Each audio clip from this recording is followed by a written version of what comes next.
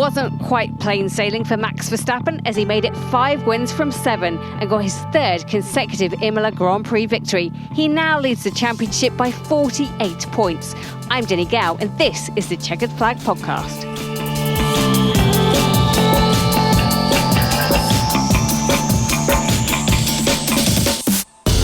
Well, Ben Edwards, our lead commentator, another strong performance from Max Verstappen. But he was challenged this time, and once again, by Lando Norris. Yeah, it was a good battle between them, particularly in the last few laps, because the gap got closer and closer. And Lando Norris did a fabulous job, I have to say. And now that he's a winner and he's got that extra confidence, you could tell that he's really into it, thinking, yeah, you know, I can do this. He couldn't in the end because Max Verstappen has wonderful control. He knew that his tyres were not at their best, but he also knew that it's not an easy track to overtake. So just keep the pace going as best you can. And he did it perfectly, I have to say. So Max thoroughly deserved the victory, but it was a fun last few laps to see just how close they got. Alice Powell, W Series race winner and F1 analyst. We almost got excited, and let's not make two bounds about it. It wasn't the most entertaining of races. We have to be honest about that. But those last few laps when Lando was reeling Max in, you thought maybe, just maybe. Yeah, I mean, you need some excitement. You need some rain, should I say, for excitement, really, at Imola. Such a hard circuit to overtake on.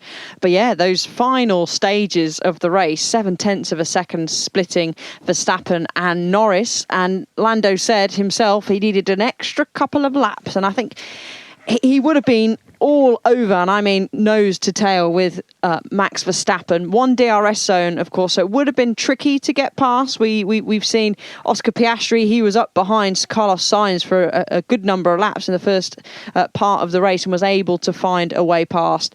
I'm not saying it wouldn't have happened, but I certainly would have got very, very exciting, that is for sure. And Andrew Benson, the BBC's F1 correspondent, 48-point lead now, Max Verstappen at the top of the championship. But interestingly, second place is no longer his teammate Sergio Perez, is it? No, Charles Leclerc took third place today. Bit of a lonely race for him. Not able to challenge the two guys in front of him, but clear of the rest. But it just goes to show that he's had such a strong season, very consistent in generally getting the best out of that car. Okay, Sainz won the race in Australia, but I think it's while it speaks a lot for Leclerc's season so far over 7 races, it also speaks a lot for Sergio Perez, who's the guy who he's replaced in second place. Verstappen's won 5 out of 7 races now, and Perez hasn't. I was going to say, where do you go with that? Just hasn't. 8th today after starting 11th. Okay, it's difficult to overtake at Imola, but that's not good enough when you're driving a Red Bull. And it's not going to do his hopes of staying in that team any good at all. We will talk more about Perez. We'll talk about Ferrari and everyone else. But first, Ben, would you just run us through the finishes, where they finished it, and kind of the story of today's race? Okay, well, it was from the start. It was always going to be crucial off the front line. And Lando Norris, who qualified 3rd, he ended up 2nd on the grid because his teammate Piastri got a penalty. So we then got a good run down to the first corner from Verstappen and Norris. But ultimately, Verstappen had the line. There wasn't a big attack. And actually, we spoke to some of the senior team people saying that do not take too big a risk at the start of a race like this. And nobody did. The first lap was remarkably clean. I thought we might end up with some in gravel traps, but we didn't.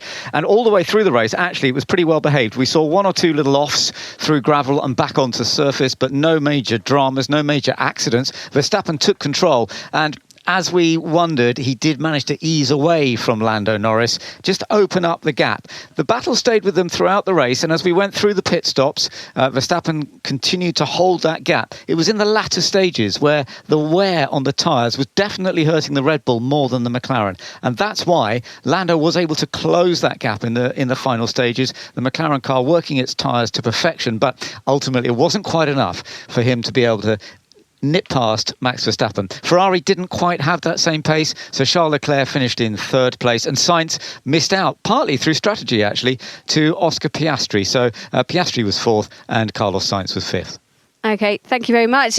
Let's hear from your race winner. It is Max Verstappen. Hey, Max. Crikey, that was a hard-fought win. Just how much stress and pressure was there as Lando was trying to hunt you down, and you had a car where it seemed like the tyres were making your life very difficult?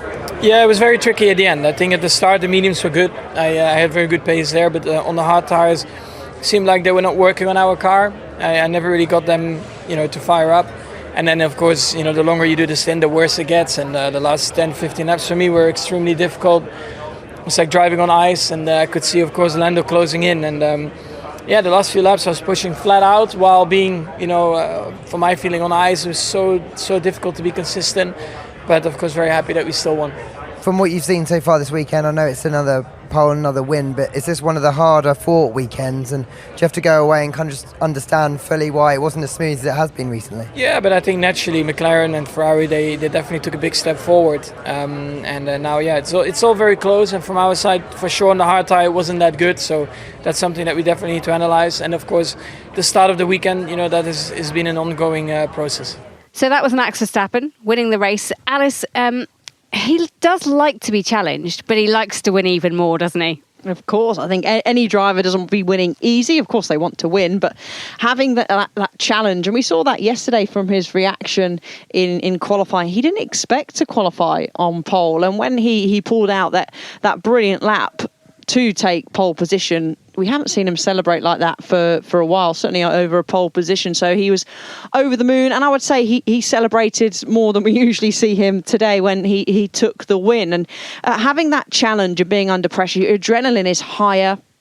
It certainly would have been through the roof in these dying stages of the race, with Lando Norris closing down onto the back of him. But he just managed to get those exits, which was going to be really, really important. He did have a little bit of traffic, which didn't help his cause, but he still held on eventually to take the win.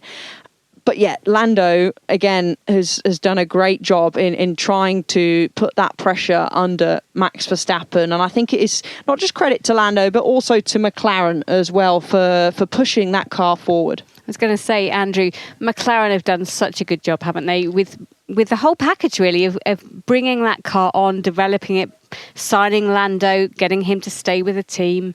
Yeah, I think there's two ways of looking at this race. First of all, it's further evidence that McLaren are right there now, it would appear. They had a very strong race in Miami. There were circumstances in Miami where Norris won. You weren't quite sure what exactly you were looking at, because how bad was Verstappen's damage after he hit the cone and so on and so forth. This one, they've been in the game all weekend. On the other hand, I think it also underlined what a quality team driver combination Red Bull are. They were really on the back foot on Friday. That car was in an absolute state. Verstappen was complaining constantly on the radio. They chipped away at it. He probably, arguably, shouldn't have got pole position. He was helped by a couple of things. He got a tow from Nico Hülkenberg. That was a big step forward for him. It was only 700ths in the end. He got pole by. He cancelled out his tow with a couple of mistakes by himself. One at turn one at the last corner. That's why the margin was so small. But so he pulled it out, and then in the race again, it looked like it was going to be. It looked like the setup changes they made for qualifying obviously worked for the race as well. But again, the domination in the first stint was that belied how much struggle he was having. We saw on the timing screens that he got the black and white flag for exceeding track limits. That meant he was obviously having to push really hard when he was eking out that advantage in the first stint. So it wasn't as easy as it looked. And then in the second stint, again, it began to look comfortable at the beginning, but as it went on, it became apparent that Norris and McLaren were really putting them under pressure.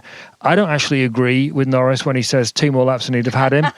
Piastri it's an age-old, I'd get him on the next lap. Yeah, Piastri spent 20 laps behind a Ferrari that he was much quicker than in the first stint and couldn't get past, and basically said overtaking was impossible. I think Verstappen could have driven another 63 laps and still not been passed by Norris. Please don't do that. But but it wasn't, you're right, Jenny, it wasn't the greatest race. But it's close, which I think at the start of this season, it didn't look like it was going to be close, but it really does now.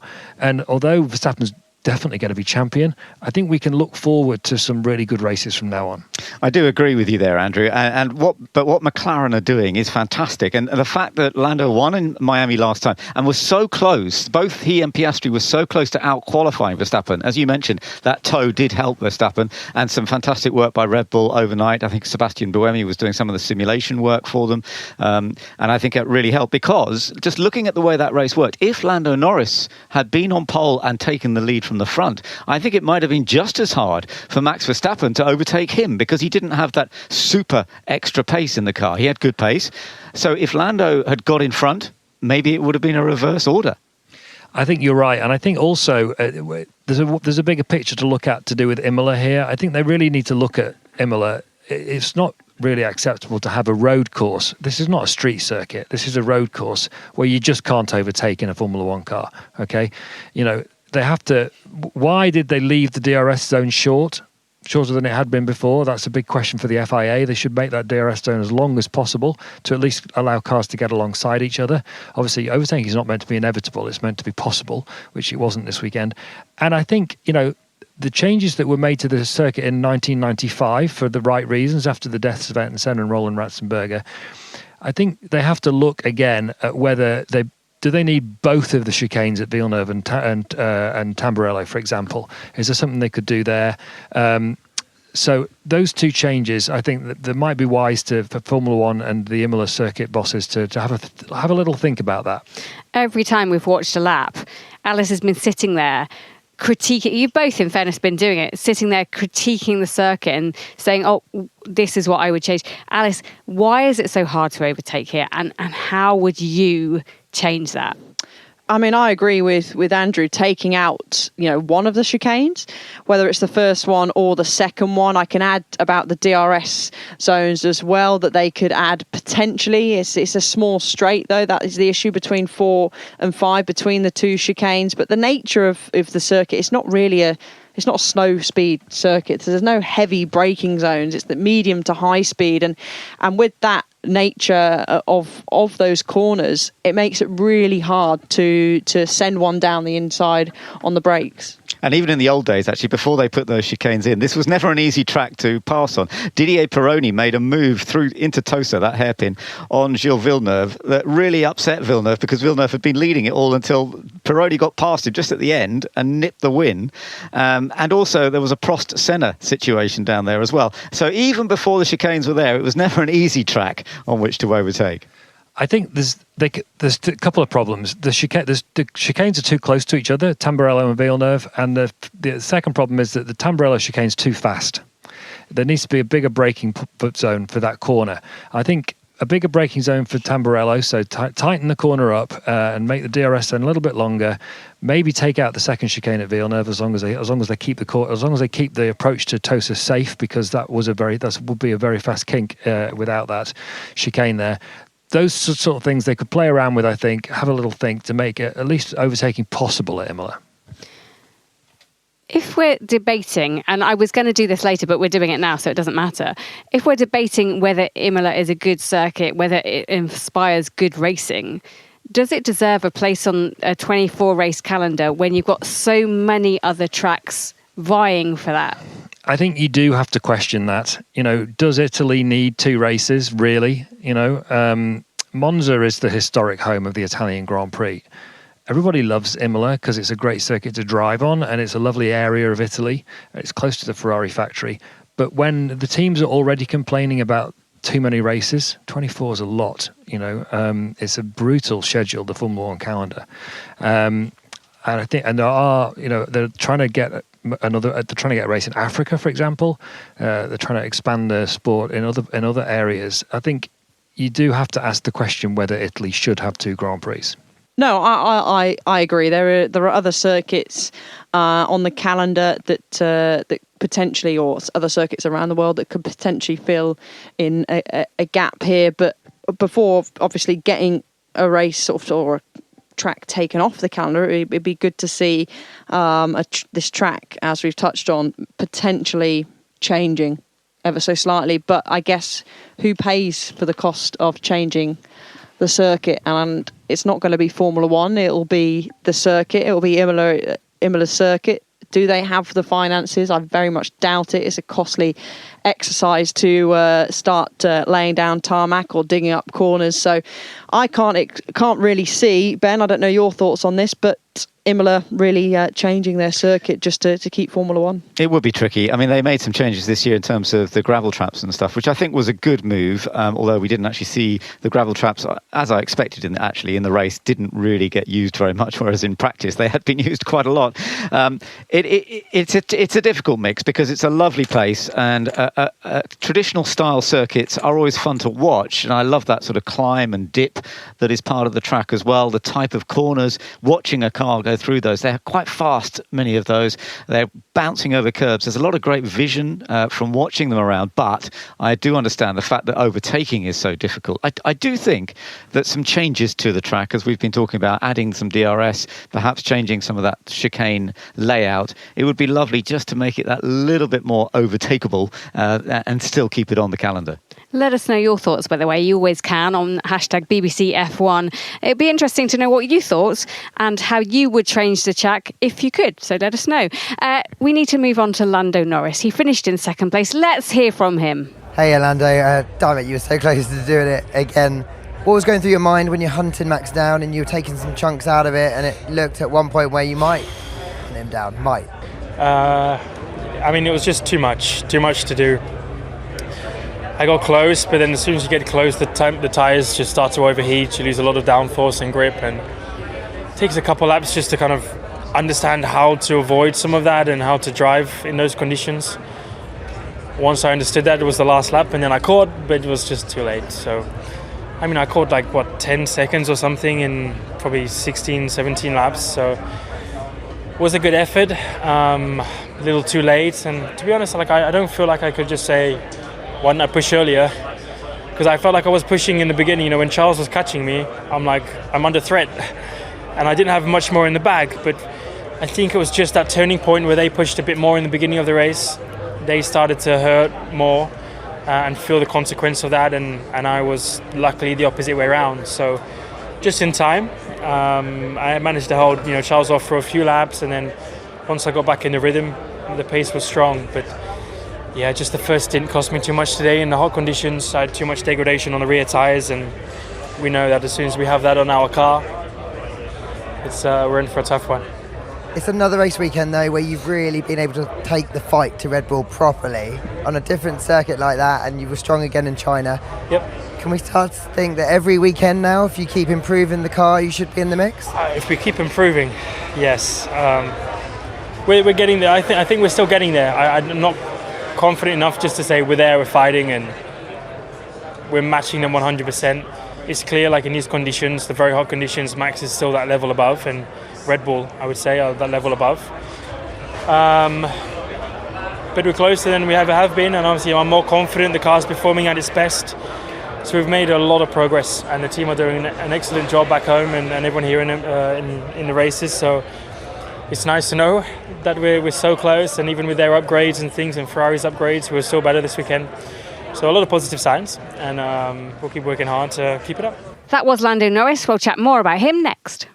We had Lando Norris in the car on the way back to Parc Fermé saying, I was a bit disappointed. And obviously the win from last time has put him in a very different mindset, Ben Edwards.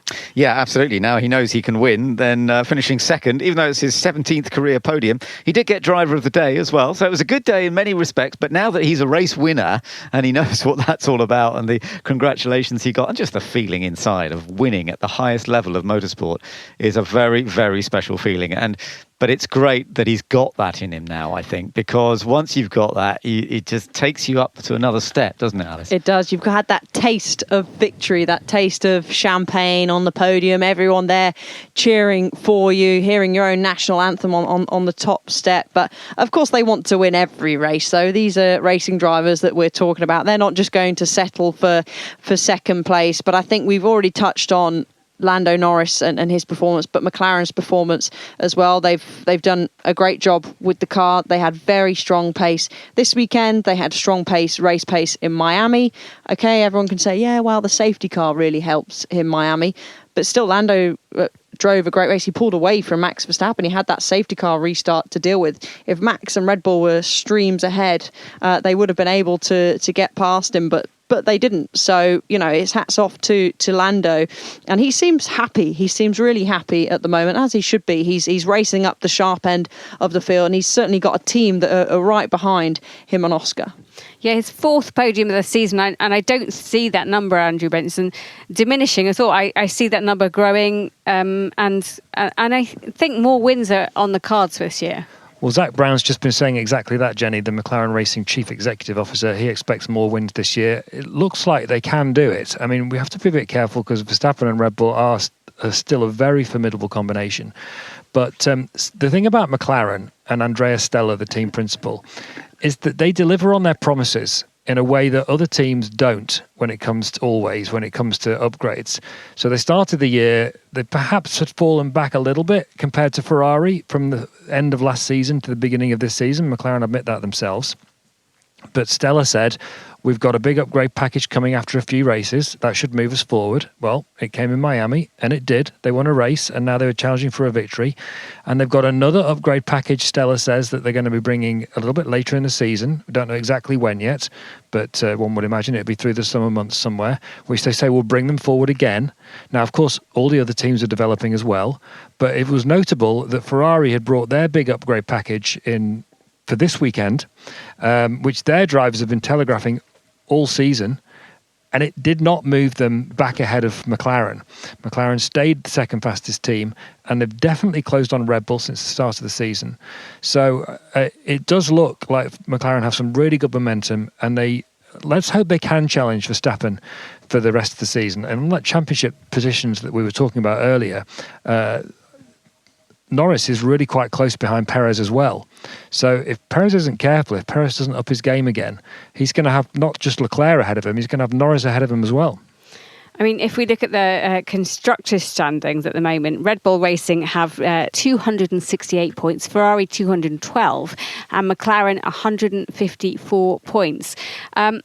McLaren, with both Norris and Piastri, who finished P4 today, they have got something of a charge about them, haven't they, Ben? Definitely, they're in great shape. And when you consider that they've got Mercedes power, but that they're well ahead of Mercedes, Mercedes are 4th in the Constructors' Championship, but they're not quite double the number of points, but they're not far off. I mean, the fact that what they have done with their car, using the same power unit that Mercedes are using, I think is extremely impressive. And it just shows that technically, design-wise, that car for McLaren is working very, very well. And Mercedes are not being able to upgrade to that level. I think they've made a few improvements again this weekend, and they've been talking about making several over the next few races. But it's a big gap between them and McLaren at the moment. That's got to be a bit embarrassing, really. Yes. Let's move on to Charles Leclerc before I put my foot in it. Finishing 3rd place and a Ferrari driver back on the podium. Alan, it's been a long time, hasn't it, Alice? Yeah, I mean, Ferrari haven't had an Imola podium since Michael Schumacher won in 2006, so all those years ago. He'll be pleased with that, but he did say after the race that, he wanted more, and of course he did. He was under pressure for a while from Piastri. He then opened the gap to Piastri and started to put Lando Norris under pressure, but then eventually Lando just had the legs in, as we've already talked about, close that gap down to Max Verstappen. So I think they'll be disappointed, especially seeing that they topped free practice 1 and free practice 2. Their pace looked really strong, and they just didn't get it together for qualifying. So Leclerc is happy that he's been able to do that in front of the Tifosi fans, but at the same time will be disappointed that they could have had more. Yeah, I think you're right. I mean, Charles Leclerc's really getting it together again. I mean, earlier this year, Carlos Sainz, who we know is leaving Ferrari at the end of the year, he was looking very strong, and Leclerc wasn't quite looking his normal, comfortable self. I do think in the last couple of races we've seen him back to where we expect him to be. He has finished in the top 4 in all of the races so far this year. And, okay, there was one slight mistake today in the race where he had to straight line a chicane. But overall, it was a good weekend driven by Charles Leclerc. He out-qualified Carlos Sainz this time. He got that vital podium that Alice mentioned that they haven't had here at Imola for a long, long time. He's looking a little more relaxed again to me. And I think that as we go forward through the season, Charles going to be in pretty good shape, especially, of course, at Monaco next race, which is home race for him. Yeah, let's hear from Charles Leclerc. Hey, Charles, great to see you. How good was it to be on the podium in front of your home fans? It's good. Of course, I want more, and I wish we were on the first step of the podium today. However, it's the best we could do today. I think looking back at the weekend, I'm a bit more optimistic and a bit more positive compared to how I was feeling yesterday. Yesterday, I was not very happy to see that we're still losing in the first sector, which I thought was again due to maybe tire preparation. Having a closer look to the data after that, we realized that it was only on the launch and that McLaren and Red Bull are doing something special with the launch with their engine, and they are gaining all of it just there. And Max obviously had a slipstream other than that. So that is giving me optimism, because if we manage to fix that launch, then I think we are in the game for the qualifying, and in the race I don't think there's much separating us on a day like this. I know you weren't expecting masses of time from this upgrade, but it feels like it's worked. It's just another example of the team continuing to make progress, seeing what they can do weekend in, weekend out, and then hopefully if you get everything right you can start taking the fight regularly to McLaren and pushing up to Red Bull. Yeah, for sure. We need to keep on working, try and obviously maximizing the potential, and which for now there's still some to unlock. It's still relatively new, the upgrade on the car, so there are some things we can do to improve. So Charles finishing in P3, that was your podium. His teammate Carlos Sainz finishing P5. What do you make of what Ferrari have done this weekend? Because as Alice said, they were steaming on Friday and it looked like they would be unstoppable. And then actually, as the weekend unfolded, the challenge didn't come through. Well, we're getting a pattern on Fridays, actually, this year, Jenny, in that some teams look stronger than they actually are and some teams look weaker. Red Bull generally look a bit weaker and Ferrari generally look a bit stronger.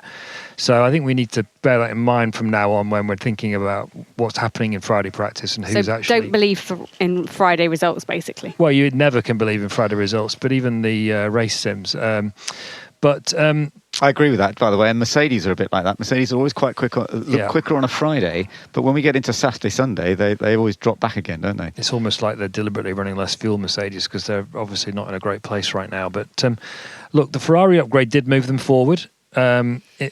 It's interesting that having spent 5 races talking about this big upgrade that's going to move them closer to Red Bull, the minute they put it on the car, they start trying to play it down. It's almost as if it's almost like, why did they do the one and then the other? If they're going to do the second when they get to Imola with the upgrade, why spend the previous 5 races saying about telling everybody about the upgrade that's going to move them closer to Red Bull? It doesn't make a lot of sense.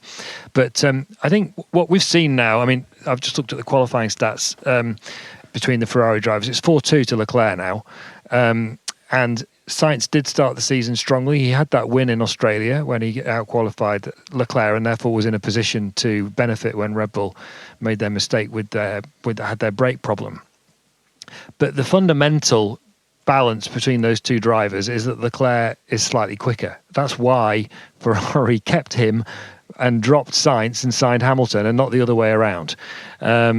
So it's the normal pattern of events that we've seen establish itself.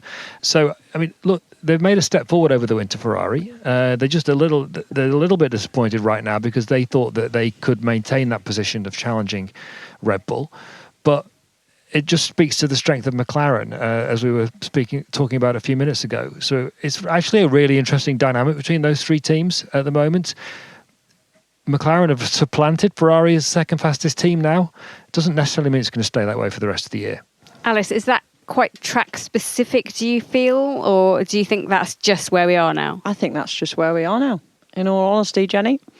Okay, let's move on to Mercedes. They finished 6th and 7th with Lewis Hamilton ahead of George Russell. We keep saying this. It is just where Mercedes are at the moment, and they did a decent job. Lewis Hamilton was out there, had some good battles. They pitted George Russell towards the end and put him onto fresh rubber. He got the fastest lap point as well, but it is what it is. It is. They've said that they're the fourth fastest team.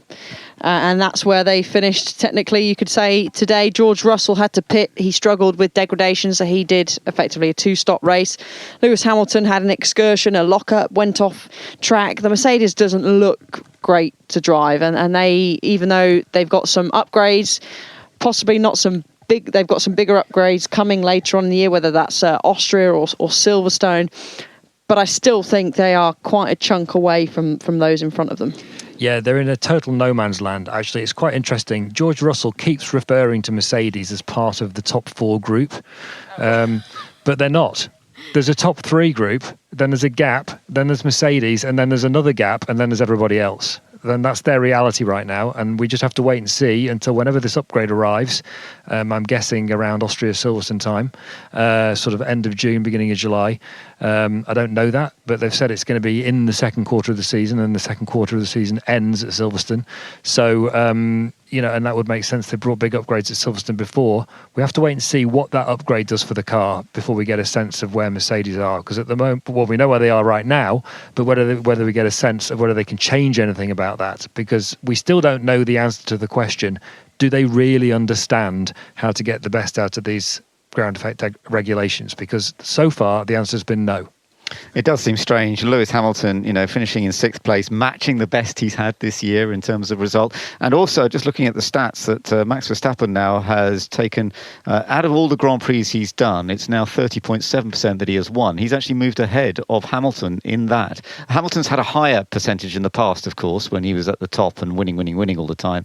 But it's interesting that Verstappen is now actually ahead of Hamilton on that percentage of victories in his Grand Prix career. And presumably that gap will grow now that Hamilton isn't winning and Max is. That's a stat that's not going to sit comfortably. But Lewis Hamilton doesn't look at the stats. We all know that because no driver does. Let's move on. Sergio Perez. We said we were going to talk about it. We need to talk about it. He didn't have the greatest weekend. He's way off what Max Verstappen can do. Is he doing enough in that seat to keep it? Well, that's a big question. And a lot of people will say, no, he's not. It's the first time he didn't manage to get into Q3. And it was a bit of a mix of not getting it quite right in Q1, had to use another set of tyres. And then it just chipped away that he didn't manage to make it. He only fractionally missed out on getting into the final section of qualifying. But if you're going to race for Red Bull, which is World Championship winning team and aiming for another title this year, and especially now that they're getting more pressure from McLaren and Ferrari, you need both drivers to be up near the front. Yeah, I think Perez having that sliding crash in P3 really didn't help him when it came to qualifying. The same was Alonso as well. But Alice, what are your thoughts on Perez? I mean, yeah, I'm going to be blunt here. He's not doing enough. Certainly over this weekend, he starts the seasons off pretty well, doesn't he? That seems the trend, and then he sort of starts to have a little bit of a dip. We can all have off weekends, so maybe for him this is just one of those. It's a slight off weekend. We'll obviously have to keep an eye on how he gets on in the next several races, but the pressure always seems to be on Perez, and I think that comes up when anyone's up against Max Verstappen. But Red Bull soon will get fed up, and they will need someone that's faster and going to be up close and backing Max. So it's a simple equation for Perez. Christian Horner made it perfectly clear at the end of last season that what they expected of him was to be better at qualifying, so that he was able to back Verstappen up more consistently than he'd managed last year. There's a terrible statistic that something like in Verstappen won 19 races last year, and I think Perez was only behind him in second place in about 4 of them. That's shocking, frankly, in a car that was that good. This season so far, he's been out-qualified 7-0 at an average gap of 0.313 of a second. Now, when the gaps are as small as they are between Verstappen and the rest of the others, that's not good enough for Red Bull. I'm not giving an opinion. Red Bull have said that's not good enough. They haven't said it quite so starkly recently, but that was the benchmark they set him before the start of this season. So if McLaren and Ferrari stay as competitive with Red Bull as they are at the moment, Perez isn't going to get in that mix often enough for Red Bull, and therefore you have to say that's an existential threat to his position in the team. What might save him is who's available to replace him. The obvious guy is Carlos Sainz, but there was quite a lot of tension between Sainz and Verstappen when they were teammates at Toro Rosso back in the beginning of their careers, and I don't sense that much keenness from Red Bull to get that partnership back together again.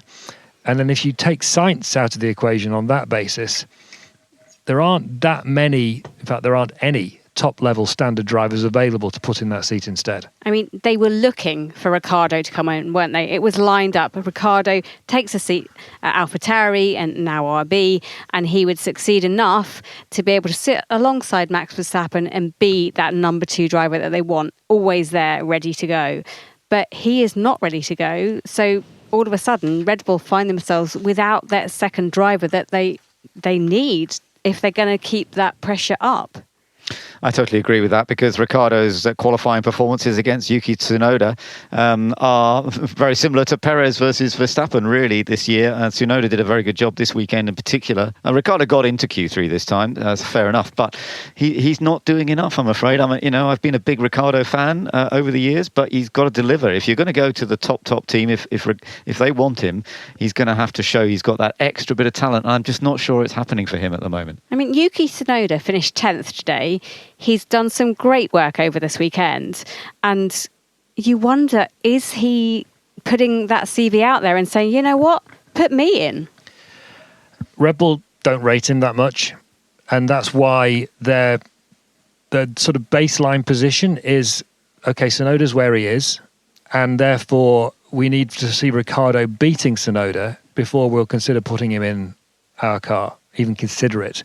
He's not, it's actually, although the qualifying stats head-to-head are quite similar, Ricciardo has beaten Tsunoda a few times this year. The margin is much smaller between Tsunoda and Ricciardo, but Tsunoda's still ahead. It's less than a tenth on average, but Tsunoda's still ahead. And that's not going to get you, if you're Daniel Ricciardo, it's not going to get you a Red Bull seat. Tsunoda's not going to get a Red Bull seat. That's pretty clear. So who is the question. I think the bigger question right now is whether Ricciardo can hang on to that seat for the rest of the year, or whether Helmut Marko, the Red Bull Motorsport advisor, has enough of Ricciardo and puts Lawson in the car instead at some point. Going down the order then, after Sergio Perez, you had Lance Stroll and Aston Martin. They scored a couple of points, but without Alonso being there because of that mistake in final practice and not putting a qualifying lap together, not a good weekend for them. And they bought upgrades, and it doesn't look like they've delivered much. Really bad weekend for Aston Martin. They started the year with a car which Alonso was qualifying in the top 5 very regularly. Okay, they were then struggling with tyre wear in the races, but they've now gone backwards in qualifying, and this was their worst weekend by a mile. And Fernando Alonso, you all know that I regard him very, very highly as a racing driver. Oh, okay. He did not have a good weekend. No. Crashing in P3 is very, very unlike him. Pushing too hard on hard tyres, that was a silly mistake to make. And that basically wrecked his weekend, because it seems like they went into qualifying basically not trying. He basically said after qualifying, we fueled the car up. Then he went off again in Tamburello, and then they started from the pit lane because he only qualified 19th, and they basically had a test session because they knew they couldn't move forward. Both the drivers are not hiding the fact that they've not made enough progress with the upgrades on the car. They're the 5th fastest team, but if Alonso doesn't crash in P3, but he did, so they need to, I think you have to ask a question actually, and I have asked this question to both Mercedes and Aston Martin. We know that Mercedes have been struggling with correlating the performance from what they're seeing in the wind tunnel to then on-track performance. And I've asked both Mercedes and Aston Martin, is that also happening to Aston Martin? Because they still use Mercedes' wind tunnel before their new one comes on stream later this year.